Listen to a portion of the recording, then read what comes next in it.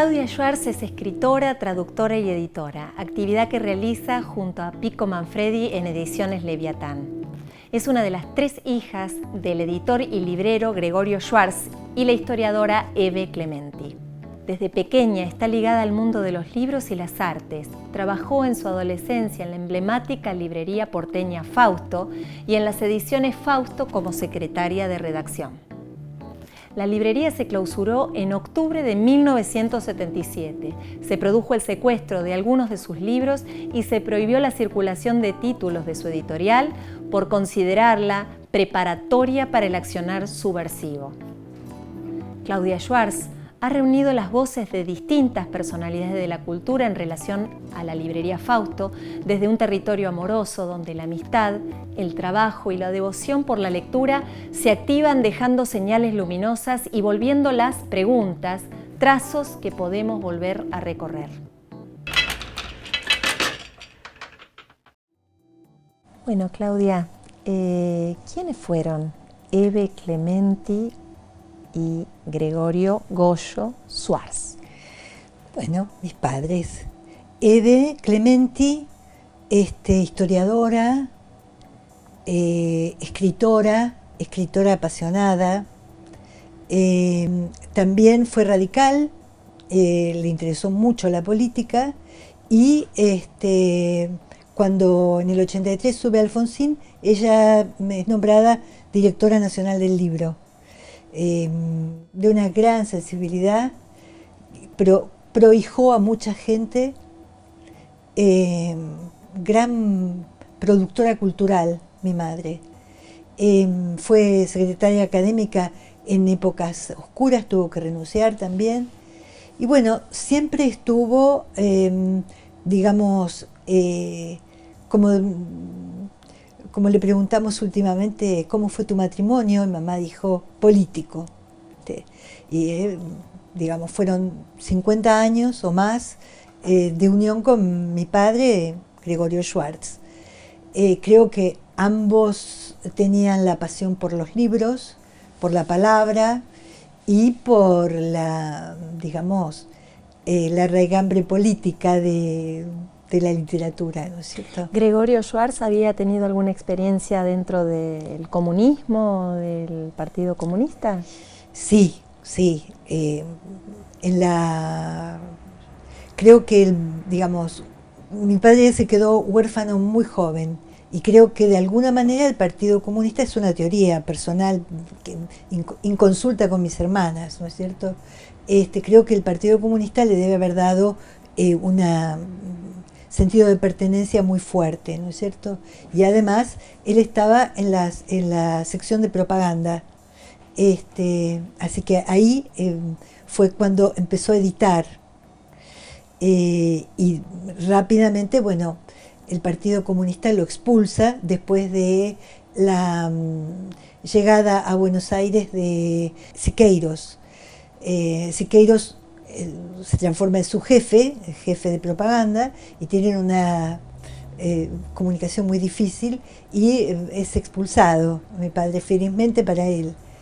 De manera tal que rápidamente empieza a editar él, que es lo que le gustaba hacer, ¿no es cierto? Así que bueno, editó y en los años 50 abre la primera Fausto en Corrientes 1311, que fue un local divino, en que el libro era realmente la manera de comunicación y de divulgación de las ideas, ¿no es cierto? Y bueno, fue un gran innovador también en la materia editorial y en la materia de las librerías, ¿no? La idea recurrente de reunir recuerdos de la librería Fausto, en la que prácticamente crecí, iba vez a vez siendo sensatamente pospuesta, porque sabía cuánta energía necesitaría y todo lo que esto suscitaría en mí y en mi gente. Tal vez esta idea de proponer a la desmemoria una miscelánea de voces, hablando de un momento y un lugar, propuesta para una historia futura, sea un modo de paliar la conmoción inaudita que para mí significó la pérdida de ese hogar, la librería Fausto.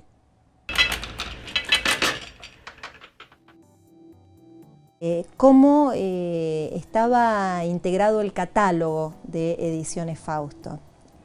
Rogelio García Lupo, que fue amigo de Gregorio, decía que él era un editor que leía los libros que iba a editar, refiriéndose a tu padre, ¿no? Que a veces se equivocaba comercialmente, pero no por eso renegaba del autor o de la obra, que siempre sostuvo la edición de un libro, aunque no fuera un éxito comercial, ¿no?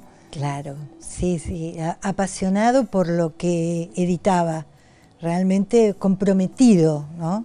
Digamos, sus primeras editoriales se llamaban Siglo XX, Psique, La Rosa de los Vientos, Dédalo, hizo filosofía marxista, hizo los primeros libros de Simone de Beauvoir, las primeras traducciones, Sebrelli fue su traductor, otro gran filósofo, Llanos, también era su traductor y su, digamos, siempre le traía los títulos más candentes, ¿no? Tradujo todo Hegel. Es decir, la biblioteca marxista formó parte, digamos, troncal de las ediciones de mi padre. Y mi viejo le gustaban mucho las novelas, digamos, debe haber leído en su adolescencia, así como le gustaba el cine, le gustaba, lo veo a mi padre tirado leyendo, ¿viste? Entonces fue un lector voraz, y bueno, eso fue lo que editó. Y bueno, con mucha pasión, apostaba por lo que editaba. Y estando en Fausto, ya su catálogo, ¿vos recordás qué tipo de títulos alojaba? Sí, en realidad mi padre hizo como una operación extraordinariamente simbólica, porque él era un editor, digamos, ya armado, formado y ocupado, porque estamos hablando de los años 50, 60, 70, años de gran potencia, digamos, en que el comercio del libro en toda América era poderoso y los libros corrían por América, los libros del siglo XX por todas partes, ¿no es cierto? Había un gran cruce de ideas y de libros que llevaban las ideas. Y yo me acuerdo que yo empecé a trabajar a los 16 en la librería, que había enormes pilas de libros de política, digamos, lo que ahora ocupan en la New Age, la filosofía blanda, ¿no es cierto? Toda esta cosa pseudo seria, digamos, pseudo filosófica, en ese momento estaba ocupado por grandes títulos y autores, Fanon, Raymond Aron, Simone de Beauvoir, Sartre, Heidegger, ¿viste? Todos títulos y autores muy grosos que un poco dibujaron el mapa intelectual del siglo XX, ¿no es cierto? Ese fue el momento de gran capacidad de trabajo de mi viejo. En ese momento ya las librerías Fausto se crearon en el año 51, 53, no me acuerdo, por ahí, en esos años. Es decir que prácticamente somos contemporáneas. ¿Y el proyecto editorial de Fausto? El proyecto editorial de Fausto, digamos, cuaja en los años 70. Bien. En los años 70 mi viejo también, porque las librerías, el gran corredor de librerías era la calle Corrientes, la avenida, ¿no? Calle Corrientes, que pasaba todo, pasaban los cines, el teatro, los cafés, las discusiones, y las librerías que estaban abiertas hasta la 1 de la mañana, ¿no? Había una circulación una circulación muy candente, pero fue frondosa la producción, porque eso empezó en los 70 y terminó poquito, calculo yo que antes del 80, eso estaba 78, que creo que fue el año último de producción. Hubo una colección infantil, La Lechuza, hubo una colección de narrativa importante, y bueno, y están los libros de Bornemann, ¿no es cierto? Ajá. Que bueno, que tuvieron que fue un hallazgo extraordinario, una star de la editorial Fausto. Y bueno, su libro Un elefante ocupa mucho espacio, ¿no es cierto?, que fue uno de los primeros libros que la dictadura del 76 censuró. Uh-huh.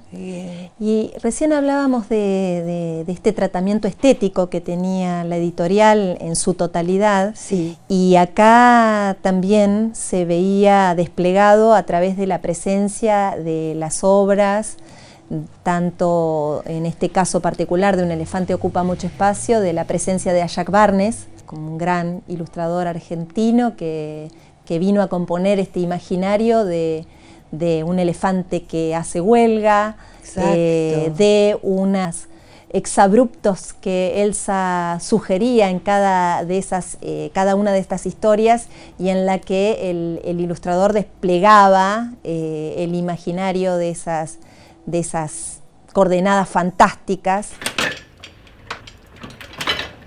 Bueno, en la colección La Lechuza también aparecen otros títulos u otro título que fue objetado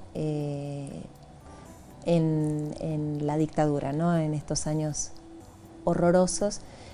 También los libros de Ediciones Fausto tuvieron un impacto muy directo, que fue la clausura, incluso por decreto. Uno de esos libros es efectivamente el que mencionábamos recién, Un elefante ocupa mucho espacio, y junto con ese libro, en el mismo texto, aparece citado El nacimiento, los niños y el amor, de esta franco-canadiense Agnes Rosentiel, ilustradora, en una especie de libro de divulgación de lo que podríamos decir el sexo tratado para los niños y las niñas. Y bueno, yo quería detenerme, si vos nos podías decir o convidar qué recuerdo, qué registro tenés de esta clausura, primero a la editorial, sí, y después también, o no sé, o paralelamente o antes, a la librería, ¿no? Sí. Épocas confusas, muy dolorosas, así que todo está como atado a figuras desgarradas, digamos, del exilio, ¿viste? Todo el mundo tenía que irse en ese momento, todo el mundo próximo y querido, así que no lo tengo tan claro. Solo sé que volvía mi viejo a casa y decía, bueno, estas noticias, ¿no? Eso y el libro de Prévert. El libro de Prévert, que era una cosa llena de humor y de sensibilidad, y un libro hermoso, y también pasado a censura, ¿no es cierto? También la censura tenía que ver con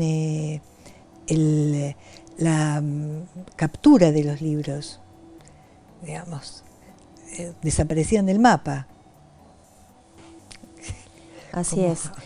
En uno de los decretos aparece esta letra, esta lengua, surge una posición que agravia la moral, claro, a la familia, al ser humano y a la sociedad que éste compone, que en ambos casos se trata de cuentos destinados al público infantil, con una finalidad de adoctrinamiento que resulta preparatoria a la tarea de captación ideológica del accionar subversivo.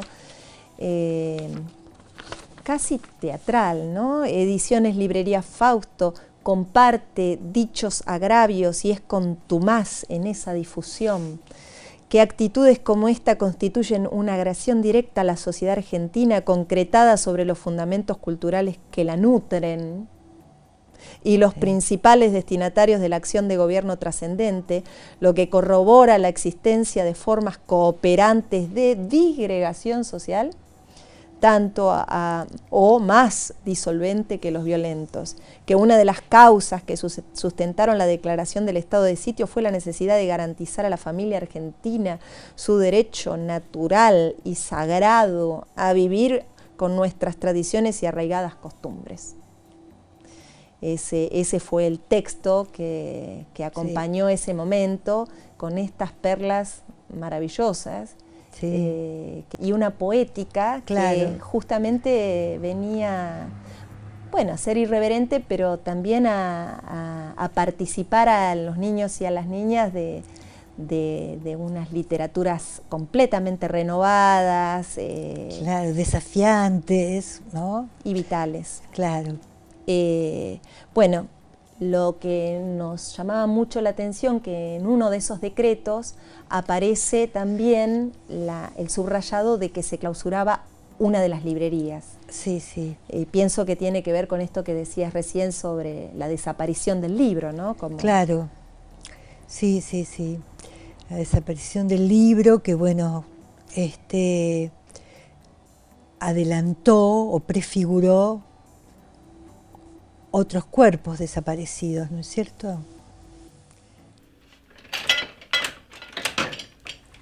Tal vez el mayor valor de esta reunión de textos y voces sea la coincidencia que encontró en otros partícipes de la misma historia, para detener un momento el azaroso andar y recordar.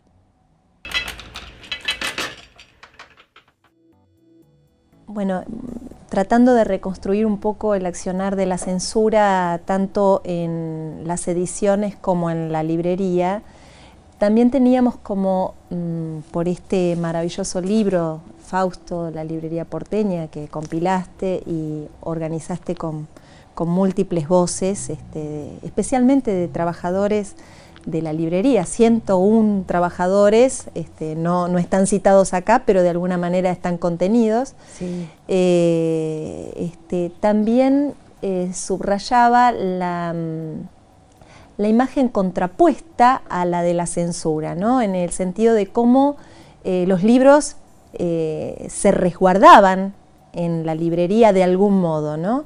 No sé si vos recordás o podés recortar una imagen que muestre un poco estas escenas. Bueno, ahí uno de las primeras entregas es de Pellegrini,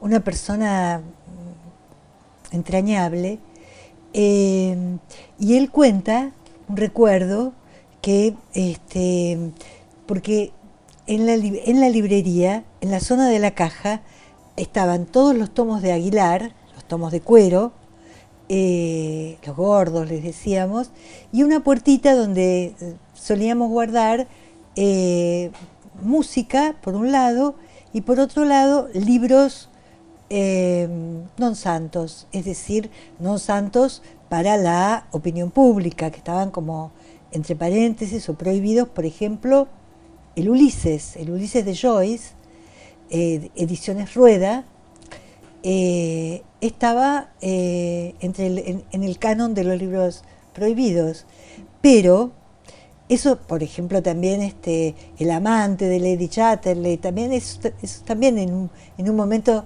estaban fuera de la venta.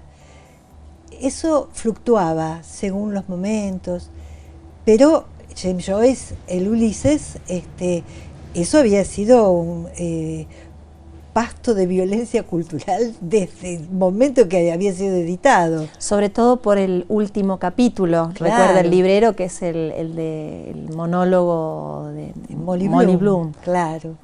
Había un código más o menos. Ajá. Se pedía por el libro, eran clientes nocturnos y Pellegrini era el jefe de la noche. Entonces él decidía quiénes podían acceder a esos libros o no.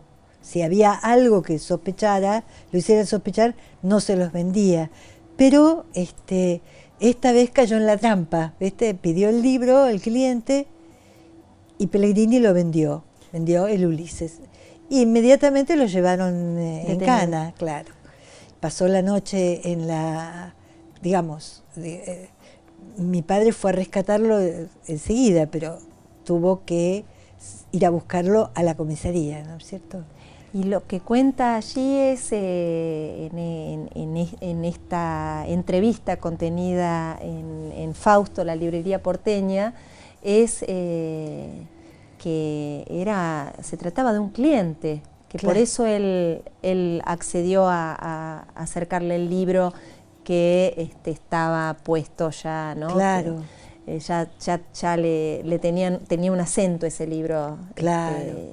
Y que bueno, que por esa razón se lo facilitó. Claro. Ahora es un libro que no tiene ningún misterio, solamente belleza, ¿viste? No hay ninguna prohibición sobre ese libro, que es una maravilla, ¿no? Así es.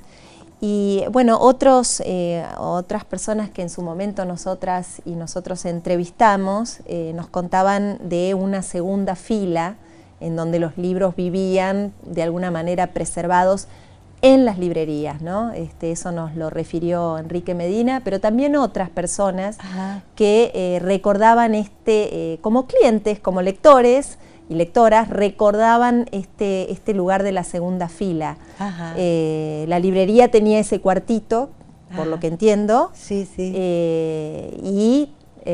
Bueno, no sé si sabés, pero por ahí tendrían otros artilugios para...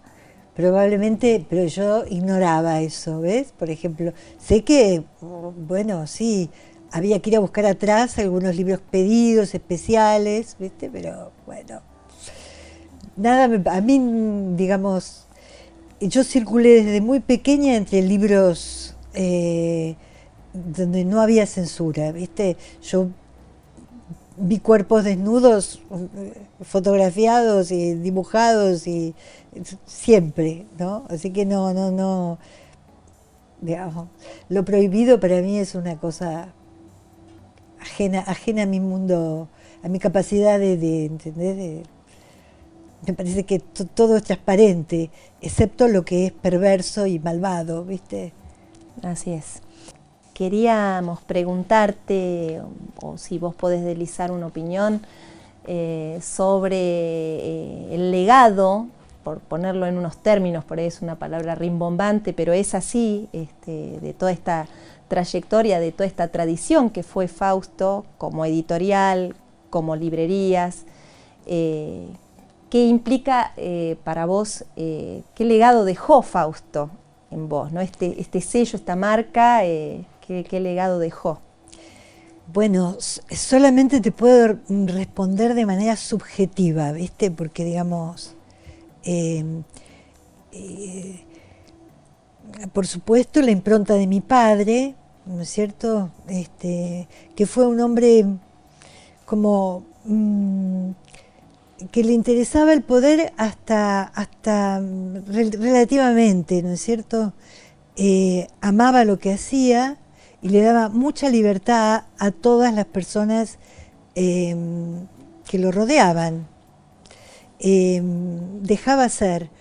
Fausto, las ediciones Fausto, digamos, tienen el sello de Luis Tedesco y de todos los compañeros poetas que trabajaban en la Faustos, en las librerías. Él era como una especie de, digamos, gran paraguas, protector y bueno, productor, digamos. Pero les dejó en gran libertad a todos, les confirió confianza y autoridad, ¿viste? Eso realmente habla de una persona bastante generosa y sabia. Bueno, mi padre fue una figura indiscernible en lo próximo, ¿viste? Como padre fue muy difícil, pero como hacedor de cosas, le tengo un respeto enorme.